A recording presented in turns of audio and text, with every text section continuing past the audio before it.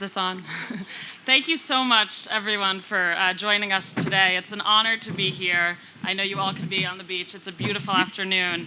But these are extraordinary writers. I've been really privileged to spend time reading their books in the past weeks. They've written 4 very different books that we're here to discuss today, each with their own tremendous power, each filled with sadness and grief and longing, and also laughter and froth and dance floors and zazzle. Prince shows up in Michelle's book. She describes him as the purple one, dressed head to toe in resplendent banana yellow. And Christian is on the dance floor in his book with Bianca Jagger and Richard Gere. So there's definitely sexy music and love poetry, and there's just a lot to offer in these books, which is the case with life. These books, like the best memoirs I know, are documents of lives lived with emotional richness and lucidity and intensity, which is what we're here to talk about. Michelle, I want to start with you. You begin your powerful book with an imperative from your beloved father, quote, "Go and find your life," by which he means don't automatically just run up the career ladder, as you obviously have done with so many professional accomplishments, but go backpacking in Europe and Africa, go find out where you come from. You call the trip that you embarked on part of your, quote, essential education.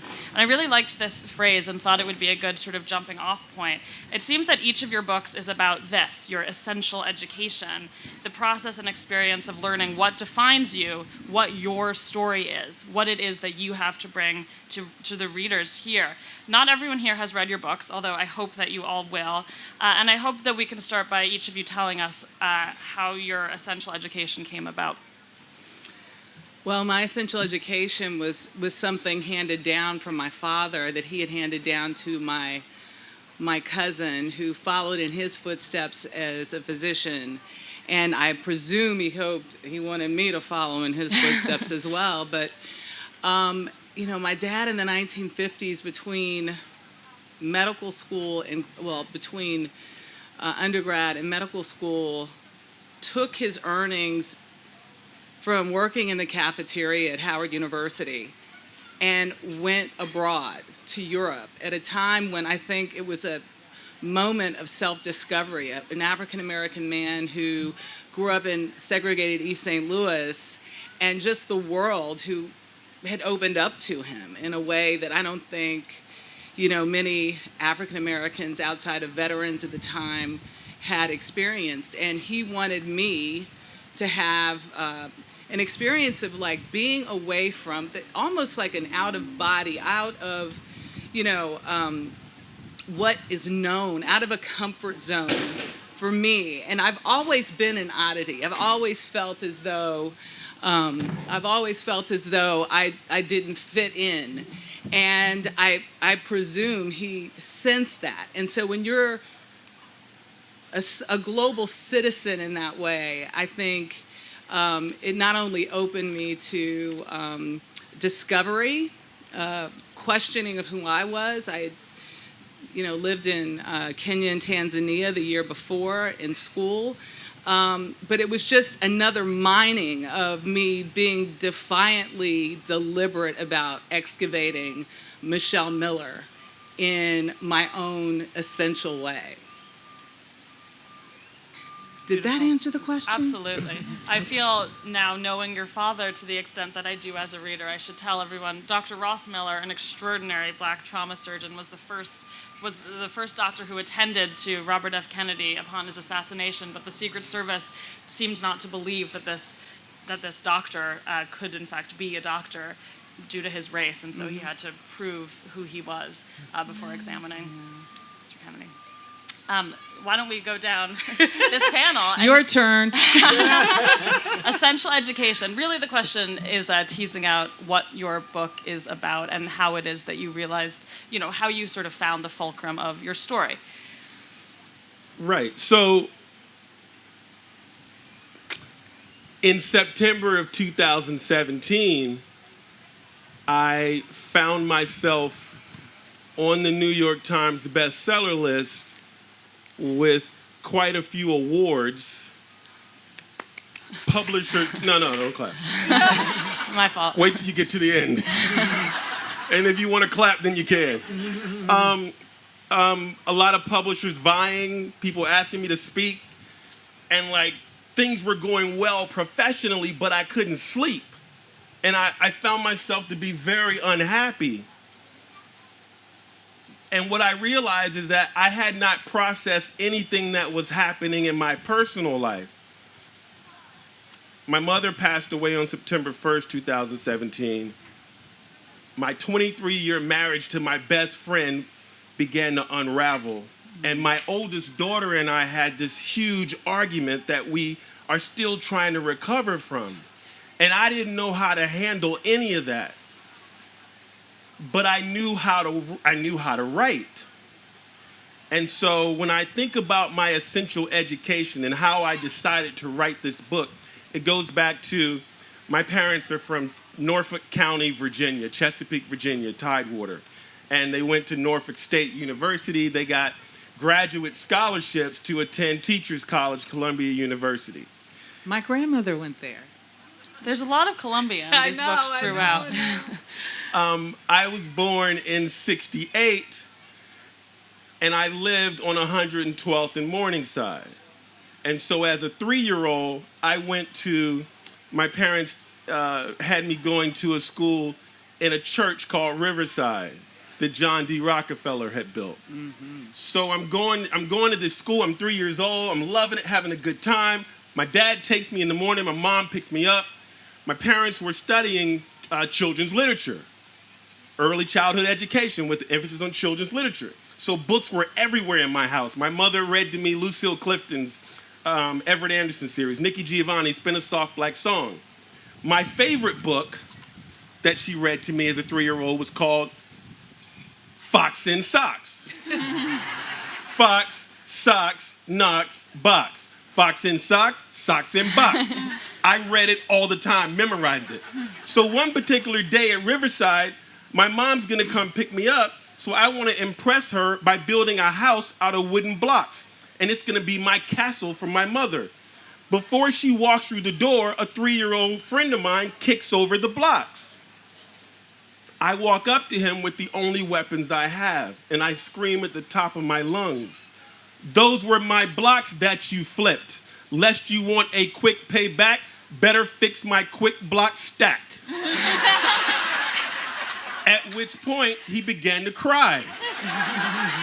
And when my mother came through the doors, the teachers went up to her and said, "Look, Mrs. Alexander, we have a problem. Your son Kwame is arrogant. He intimidates the other kids with his words." And my mother said, "Thank you. We teach him to use his words." So when I found myself at this crossroads, I went back to this thing that couldn't articulate as a 3-year-old, but this thing I had been taught and nurtured by the most essential educators in my life, my mother and father, to use my words.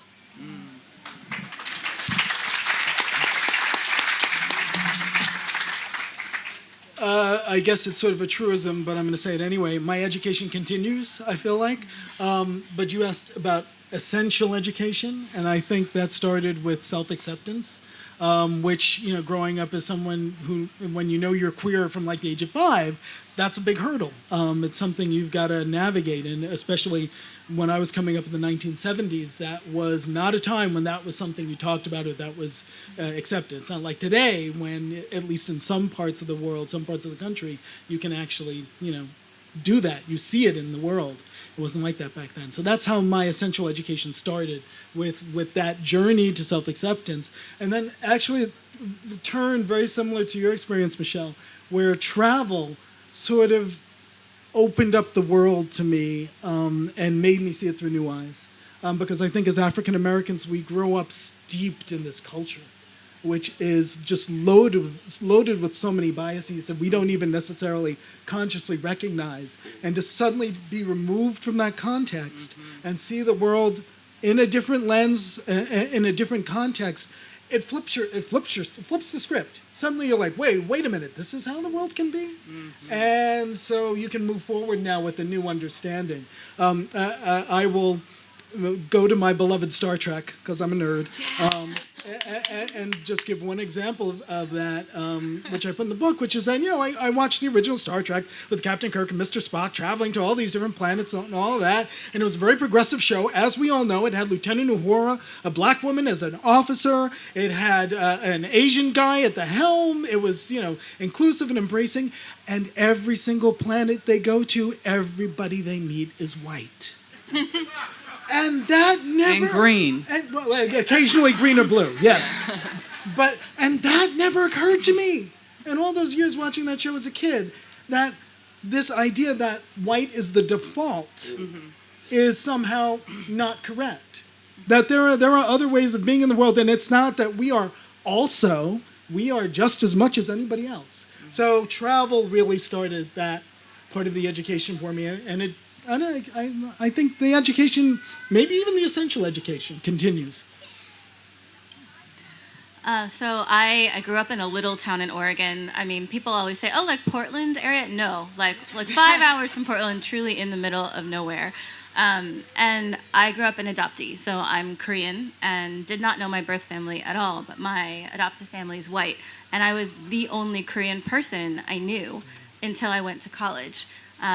One of very few Asians, I had this count the Asian game where there's a new Asian person in town, and we would kind of nod at each other. But I clocked, because it was so rare for me to see anyone who looked like me. And so I spent a lot of time I think dreaming of escaping this little town. And I didn't have the words for it, but escaping both the racial isolation and frankly a lot of the bullying that I experienced growing up.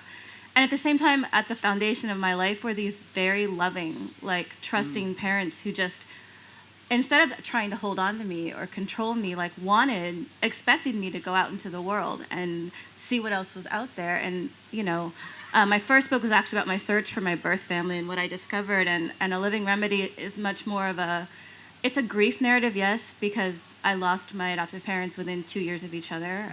But it's also so much about the meaning of home, about that distance between us and where we come from.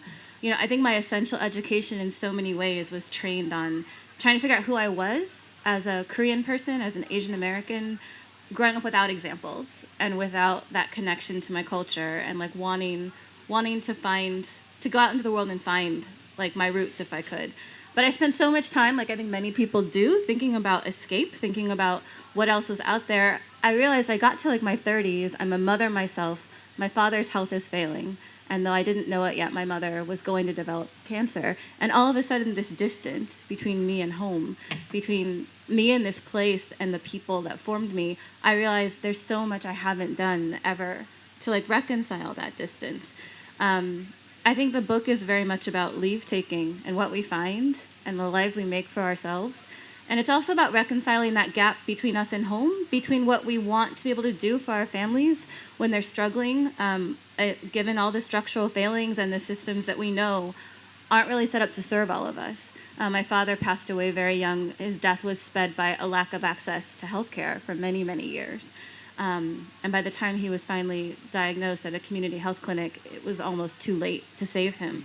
And so a lot of the book is about learning about that distance and that gap between what we hope to do for our families, what this country tells us we'll be able to do if we work hard enough, and the reality for so many.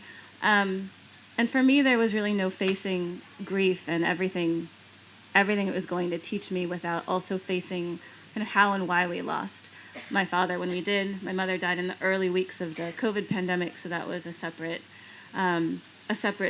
journey. But I don't know, I think a lot of this book and a lot of my essential education has been about trying to learn, not based on what's handed to you, but what you observe.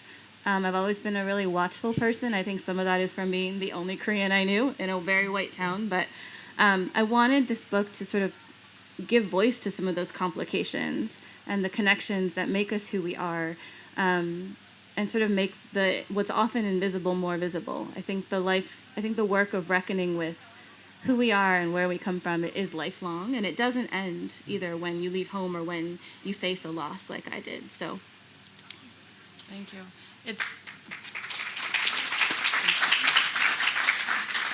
It's very powerful. There's a moment where you go to college and you sort of realize that the people who are perceiving you in college aren't perceiving you around your parents who adopted you, and the sense of context. And there was something that I really identified with.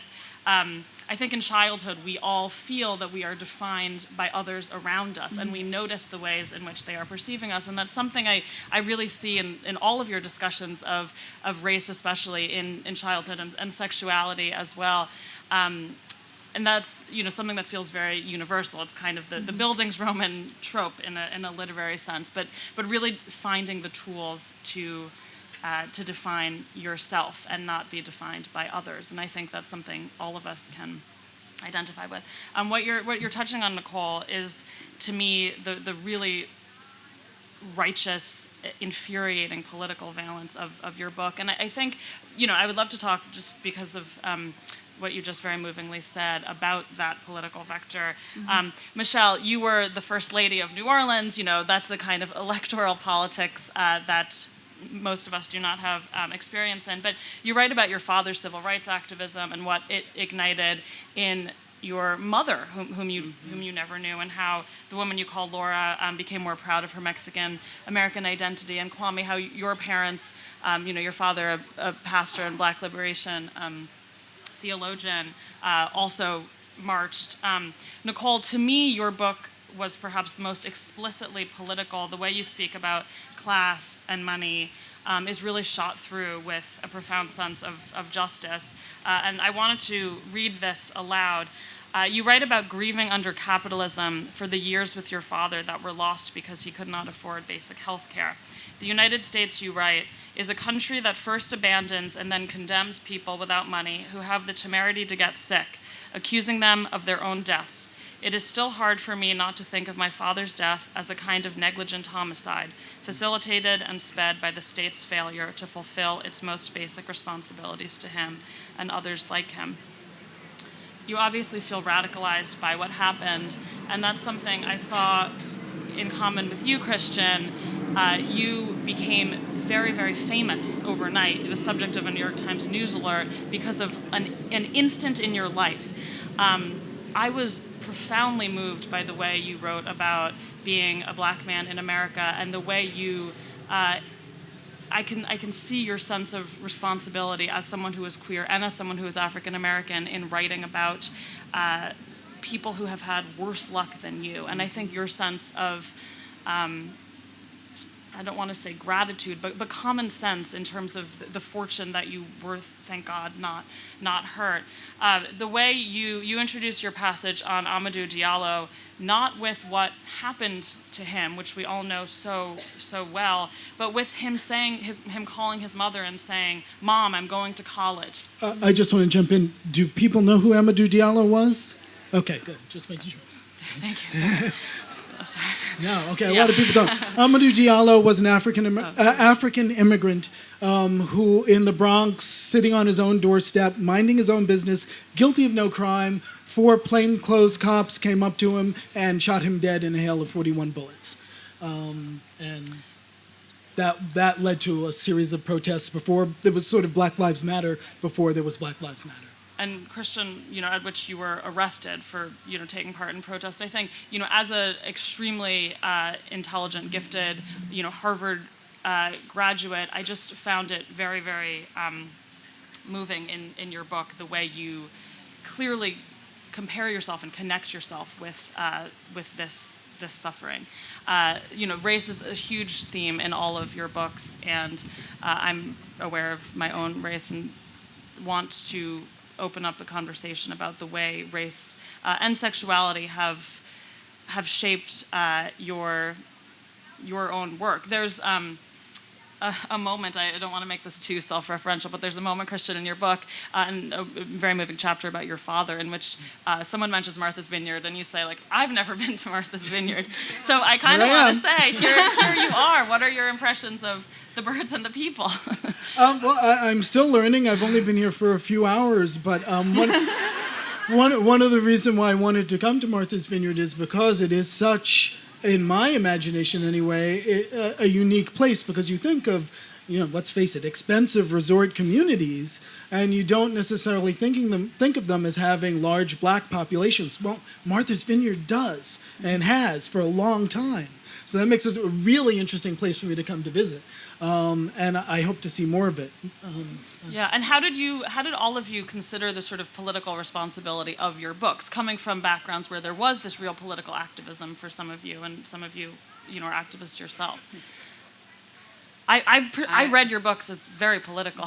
It's so interesting because I cringe at the thought of it being a political, there being any political undertone, but you can't escape it. Mm-hmm. I'm a journalist, so I'm supposed to have sort of I don't know if you call it an even tone, but the experiences that I experience go right in line with the origin story of the book itself. And the origin of the book came out of a request from my senior producer, who knows my history and background, knows my vocality in terms of preaching, and I do preach access and making sure that all voices are heard in the newsroom, and also having covered social justice all the way back to the '92 uprising. So I'm from South Central Los Angeles, and when that community was erupting, I worked for a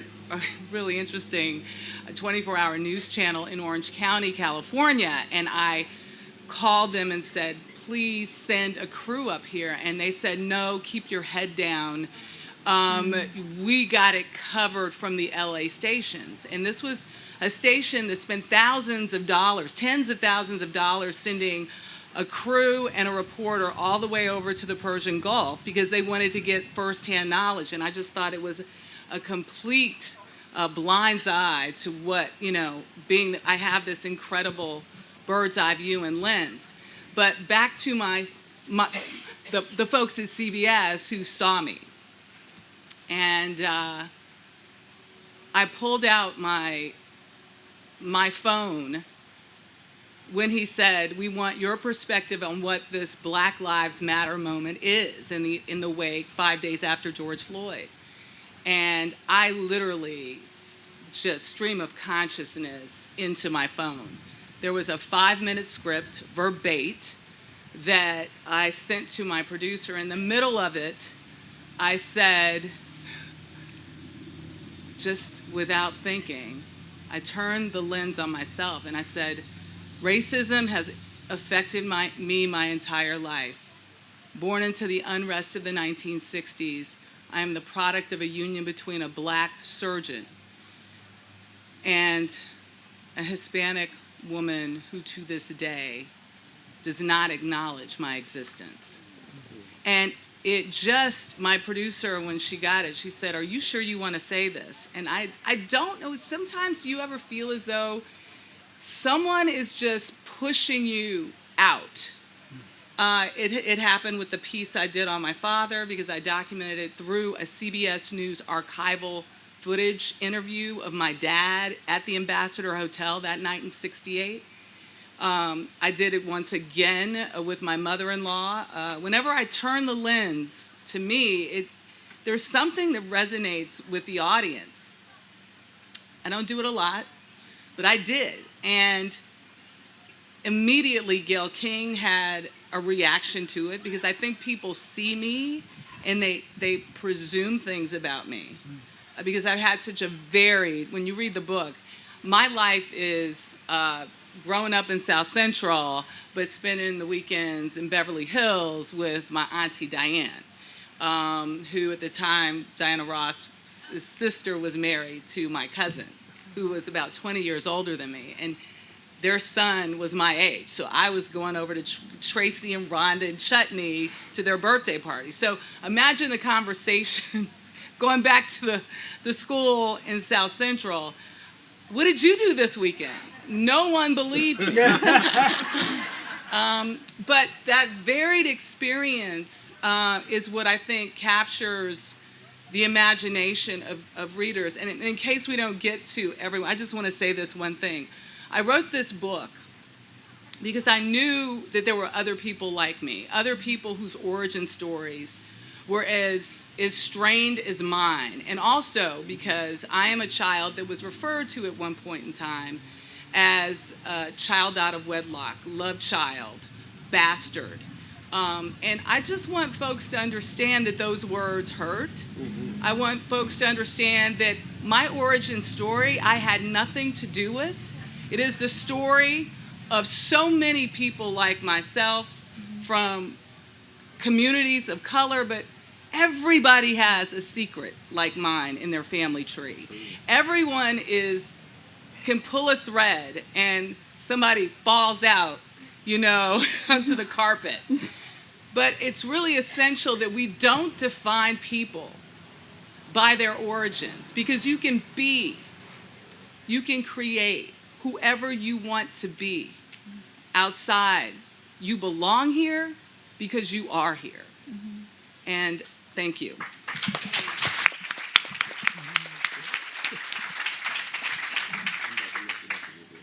So, thank you for sharing that. Oh, you're welcome. You guys are so heady. I'm just like in awe of this panel. I'm just really very. Me too. Really. So, first of all, to be black in America is an act of political navigation. To thrive as a black person in America is a political statement. That's first of all. Second of all, not everything we do is political. So, respectfully, yeah, I mean, my book is not a political statement in so much as it is about me missing my mother. It is about me trying to figure out how to be a better father. We get so caught up in this discussion about race. I just produced a TV show with Disney. I hope there's no Disney execs in the audience. I had my meeting with my Disney execs. We're having dinner, and she says, well, can you Kwame, this is a show for black people. She's non-black. This is a show for black people, and we're really excited about it. And can you just really focus on how black kids love? Sometimes we just love, y'all. How about all the time we just smile, hope, dance, dream, love, just like everybody else? How about How about 20 minutes ago, I was over there. I met this kid named G. G's working at a bakery. He made some brownies. He gave me a brownie. I ate the brownie on the way over here. It's amazing. One day, G, somebody's going to write a story about how you were so impoverished and you were affected by race, and cooking was your salvation. No, people. Sometimes it's just about this kid was making a brownie. I just moved back from London. Last thing I'm going to say. I just moved back from London. I was there for 3 years. I never felt more like an American. Yes. First time in my life I felt like an American. Right. First week I'm there, I'm in a place called Maida Vale. I'm writing in a cafe called Raoul's, eating an omelet, drinking my Earl Grey, writing my book, having a great time. I get up, I walk down this cobblestone street back to my flat. There's a white woman 10 steps ahead of me. She's about this tall. She's about as tall as Sue Ellen. She runs you down, right? She's walking 10 steps ahead of me.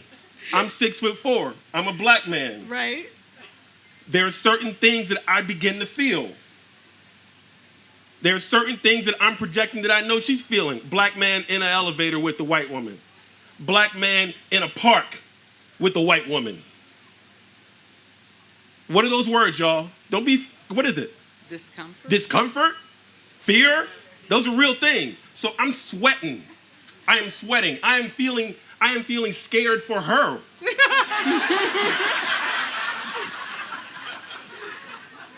I'm tall, so I'm walking kind of fast. I got these long legs. I catch up to her, and I'm thinking, this is it. I'm drenched in sweat. I don't know. This is it. This is it for me. I don't know what that means, but something's about to go down. And this 4-foot British white woman looks up at me, and she says the words that will define the rest of my 3 years in London. Oh, hello! And then she begins to smile, and we laugh and have this amazing conversation. the antithesis of what you experience. And I say to myself, why can't Americans just get, y'all, sometimes we just are. Okay, so. Take it away, Christian. So.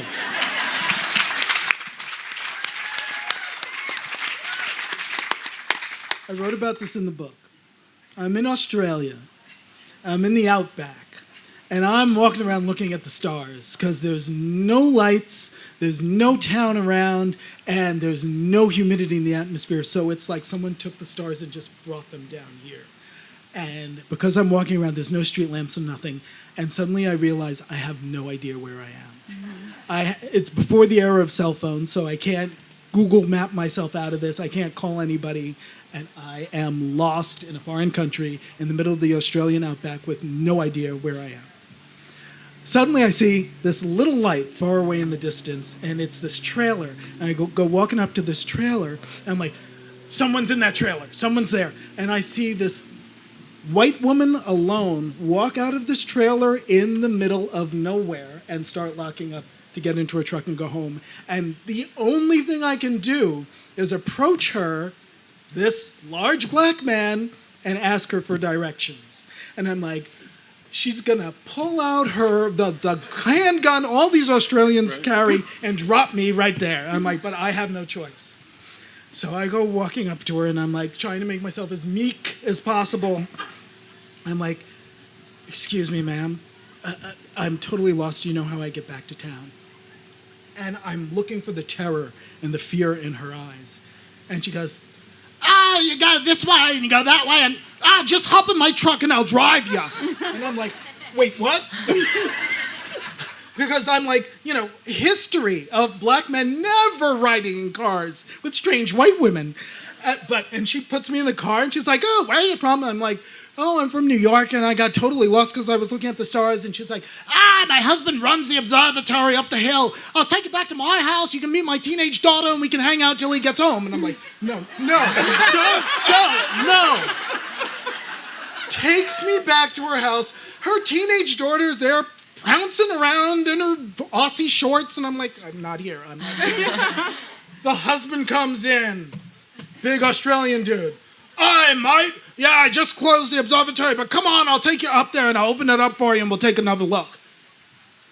Go up there, and it was a modest observatory of a couple of telescopes, not Mount Palomar or anything like that. But suddenly I'm looking at globular clusters and nebulas and all these stars, and just that moment of these people who I had approached with all my American expectations and all my American baggage, and they didn't have any of it, and they just gave me the stars. That's beautiful. I would be curious to know if it was a native Australian that came, it would be a different story. And I talk about that in the book too, because Yes. it would be a completely different story. If I had been Asian or if I had been Aborigine, it would have been a different story. That's interesting. When I travel abroad, it's a different experience. Like, people, even if I tell them I'm American, they don't believe me.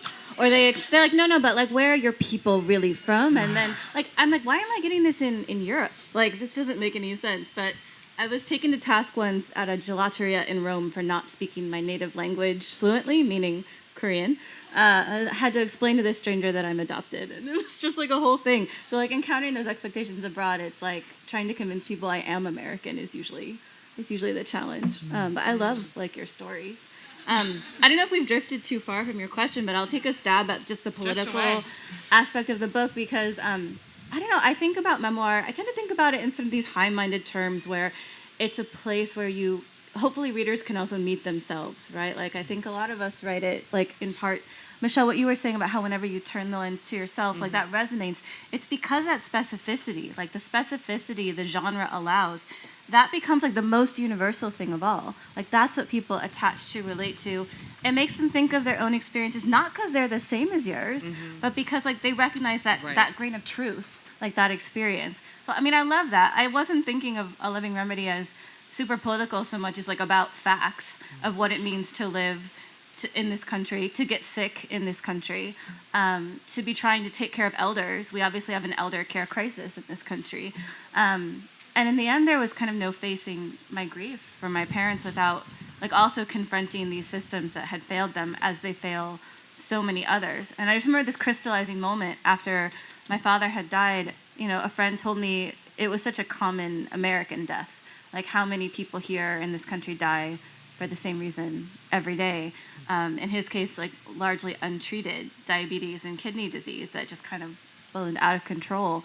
And we weren't able, like, to help him in time. And, like, living with that is part of my grief, and also recognizing it's not my fault. And the millions of other Americans who lose people in this way, it's not their fault, it's not your fault either.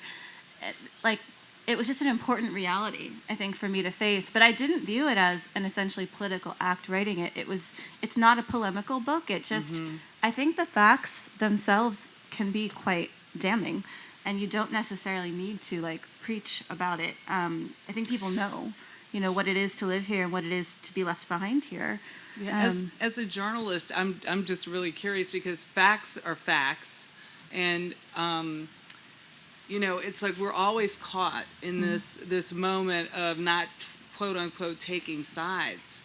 But as the last 6 to 8 years have taught us, there seems to be just an unwavering pendulum switch, or shift, I should say, in a direction where facts no longer matter, and that people don't want essential truths. We talk about essential education, but there doesn't seem to be a yearning for essential truth, essential facts, essential education. And certainly now, what seems to be happening, and I'm throwing it back to the journalist here, in the quote-unquote political realm of your understanding of your life in these tomes, how do you get around that?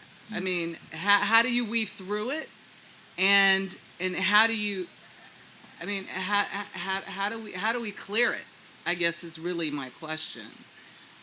I think one thing is just listening to other people too. I mean, I'm always curious, and I dabble in journalism, not the same as you, but I love reporting because it's a chance to listen, and it's not about me. I love to hear what people have to say about themselves and how they define, like, their lives, their legacies, their losses.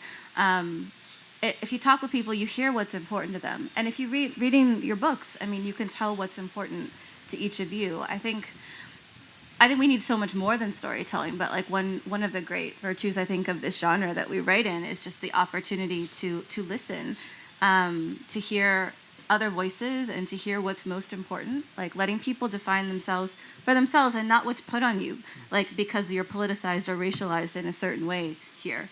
But, like, how do you define yourself beyond that? But for me, like, listening is a huge part of it. I think we need to seize our own narratives. And I'm going to say this because since we're talking about the political, and I've been itching to say this for the 2 panels I've been watching. Because my book is political. It's not written as a political tone, but it's shot through with politics. And if there is one political thing that's in the book throughout, it's what my parents raised both me and my sister with, without it ever being stated explicitly, which is that if you see something wrong with the world, it is your responsibility to do something to fix it. And through 2 panels now, I've sat through people talking about critically important stuff, the Supreme Court, the presidency, but nobody's turned it back out to you guys in the audience to say, all right, what are you doing to fix it? And I think that is vitally important, because we have that power. We shouldn't be, there are vested interests in this country who want us to abdicate our personal power and not use it. And when we use it, gods are we mighty. Gods are we mighty. Because we can do something about climate change individually. We shouldn't have to. The government should be doing it. But if you wait for the government, guess what? This planet will be dead, and us with it. So we can do something independently. We can sign up for energy suppliers who get their energy from renewable sources. We can do something about the presidency. Those of you who are retired, you can volunteer. Of course, we all have to vote. But if you're retired, you can go out there and you can organize. You can, have a party where you send postcards to battleground states to get them out voting. Maybe some of you already have done that. Guess what? We got to do it all over again, because it's a sustained effort. If we want to keep that monster from getting back in, it's not going to happen by itself. It's on us. Off my soapbox. But yes, it's political. You're an ornithologist. It goes with the terrain. Got to save the birds. It's no, literally, it's on us to do something about I it. feel remiss. We've barely spoken about birds and about recipes. My raison d'etre. Exactly. I do want to talk about birds. I want to talk about Kwame's love poems. I want to talk about the recipes in Kwame's book. But what, Kwame, you were saying about September 2017 and as an acclaimed and extraordinary writer of children's literature and fiction, realizing that you have a zillion New York Times best-selling works and haven't perhaps turned the focus inward in a certain way. And I found a connection there with Christian in your book. You take to in your youth. Writing what you call Dr. Ramus, I hope I'm pronouncing that correctly, Dr. Ramus poems as part of, and I don't want to mischaracterize this, but a sort of Release valve. As a release valve, as a sort of festering need, as a charged place in which, as an outlet for you, and then once you in the book and in your life come out to your college roommates and then begin coming out to those in the communities around you, you stop writing those poems. And I think, we're talking about storytelling and we're talking about listening to people, and that's of the utmost importance. And listening to yourselves, I think, these books are all about actually doing the hard work of listening to your own suffering and acknowledging it. And I found that just an extremely moving connection. The title of Nicole's book comes from this very beautiful Marie Howe poem that I can't stop thinking about. The title is A Living Remedy, and it comes from a line in a poem that I will quote. It's because even grief provides a living remedy. And I think there's so much, grief is a through line in these books. And I do want to ask you if the wisdom that you have gained, and by forcing yourself, and again, I recognize these books are all different, so forgive the generalization, but by forcing yourself to look at this pain, do you feel it's justified by that, this process of actually writing the book, of crafting your story? And I realize that not every book is the same. So I didn't set out to write a memoir. I set out to write a book of love poems that I thought would be enjoyed by readers and would offer a glimpse for my daughters, into how I loved and how I love. And sort of midway through it, I realized that each of the love poems they were linked. That there was some sort of narrative that was developing. And so my editor said, you should really consider writing a prose piece to give some context. And so I did. And the prose piece talked about food. And she said, you should include a recipe. Wow. You should include another prose poem, another prose piece. And so before you knew it, there was this hybrid cookbook, memoir, love story that had taken place. And I didn't read it in its entirety. And the first time I read it in its entirety was in February of 2023, when I received the advanced reading copies. And I read the book and immediately called my editor and said, you have to pull this book. We cannot publish this. It's too revealing. I can't say all of this. And first she said, well, the books are in the warehouse. And then she began to talk me off the ledge. And part of my issue was I hadn't sent the book to any of my family. Yes, me too. Oh, sorry. Tell us about that. Including my father. And my father I sent him the advanced reading copy. He read the book. And part of my beef with my dad was, look, you never said I loved you. Like, we never went to baseball games. Like, my dad was a staid academic. It was all about books. literature, dictionary, encyclopedia, words. That was it. And so I was like, so part of my beef in this book was I never got that sort of love I wanted. And so he read the advanced reading copy, and he called and he said, I read your little memoir. And so the last thing I'll say is, and then I was on Fresh Air, because nobody told me Terry Gross is no joke. And I should have known, because I listened to Terry Gross. But she's always talking to other people. I'm like, and she went in. It was hard. It was tough. It was the hardest thing I've ever done interview-wise. And so I just knew, because the first 45 minutes was all about my dad. And that's what she went in on.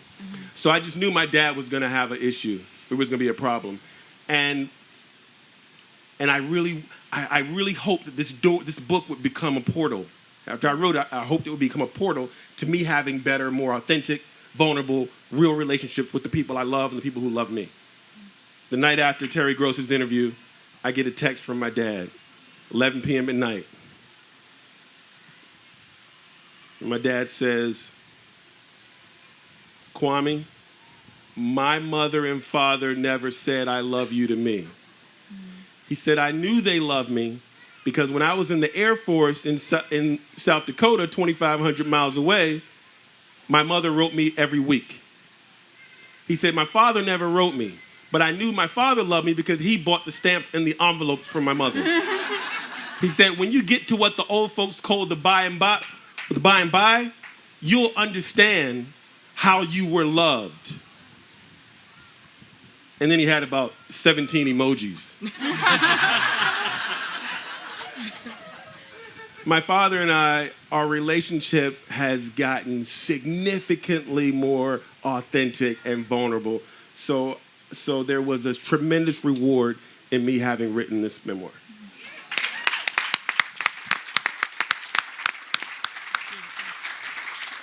The poems that you referred to, the Ramus poems, are not love poems. They are quite the opposite. But I did get to have an experience like that with my father, I'm happy to say. Not through the writing of the book, because he's already gone. But we had, and it forms, actually, I think in many ways, the heart of the book, is that relationship. And now I am going to talk about birds, because I always thought, this man is so remote from me. And, he doesn't communicate with me, and I don't want to have anything to do with him. And then I realized that same man had gotten up every Sunday morning after working 5 days a week teaching kids in a school, because he was a school teacher, one of the hardest jobs on the planet, Yep. for those of you who don't know it. Yep. And nonetheless, on his Sunday morning, when he could have slept in, he got up at the crack of dawn so that he could take his bird-crazy son out to the South Shore Audubon walks and be out there with me looking at birds. He wasn't a birder. He was into the wild and he liked it, but he wasn't a birder. But he went out there with me on those Sundays on his day off so that we could bird together. And it took me many years before I realized that this man, even with all his faults and his massive communication problems, boy, was there a profound love there. So. Beautiful. When I told my mother that I was writing a memoir, her response was, but you're not famous, so who's gonna read it? I was like, wow, okay.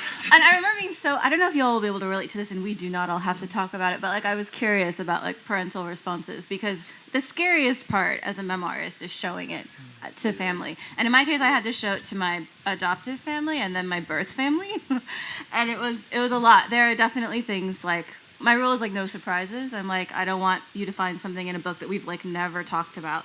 So the process of writing the book meant having all these hard conversations that we actually, my family could not talk about race. We didn't have the vocabulary for it. My parents, I was adopted in that era of sort of quote unquote colorblind adoption, when everyone they spoke with, the agency, the judge, the attorney, they're all you just assimilate her and it'll all be fine. And my mother was I thought they'd recommend a book or something, but they didn't. It was the early 80s. And things have changed somewhat, but there's still a long way to go. But all that to say, they had good intentions, but we couldn't have those conversations. I didn't tell them about being called racial slurs at school because like there was just no way for us, no framework to discuss that. And so writing the book meant having to like be honest about all of these things that had happened and these feelings I had, complicated feelings as an adoptee that I think were really hard to speak about when I was younger. And I was terrified to show them. It meant showing them who I was, like with no filter. And I don't know what I expected. They took forever to read it. Like 8 weeks passed, not a word. Oh my gosh. I reached out, I was like, it's not like War and Peace. Like, just like, I don't know, like a thumbs up or thumbs down. You gotta give me something because I'm gonna like explode. And like, honestly, what they said was, well, this isn't the book we would have written about our family, about your childhood, about your adoption. And that's okay. Like, the point is, it's like your memory, it's your perspective. I think they really chose to see me and see the project of the book despite not really understanding Memoir and not really getting the world of publishing that I worked in. I mean, it was just kind of this radical act of acceptance. And I'm really grateful that we got to have that before they passed. I felt like there wasn't a lot that was left unspoken or unsaid, in the end, and that it's something that I find a little bit comforting now. So I will say this. So I believe in recording your history. Like I use Instagram as my own personal photo album, and it's because I lost so much in Hurricane Katrina. And I say that because each and every one of you probably aren't, or maybe you are, at the point in your life where you want to access your ancestors' personal stories. And it's really important that you do it before you even come to that point. And so for me, I wanted to access stories of my father, my grandmother, my great-grandmother, sort of like the ancestors in a way, put them on paper so that my children, and my daughter is in the audience. Margot, wave your hand. I wanted Margot to have a real sense of my family because, as you might imagine, my husband's family is so incredibly prominent. He's the first his father was the first African-American mayor of New Orleans, but he was the first on so many other levels from a pioneering standpoint in the legislature, at LSU. But it's like everyone knows that side of the family, and mine was sort of lost in everyone being gone. So I would just really encourage everyone here, if you haven't already, take out a tape recorder, take your phone out, especially you young people, and ask the question, what were you like as a teenager? What did you dream about? Who did you have a crush on at 16? When did you lose your virginity? What was it? How were you afraid when you had your first child? I mean, these are all because these are things you mine for yourself, and you're always in wonder. Like, what was it like for those who came before me? And just, that's my wish. Please join me.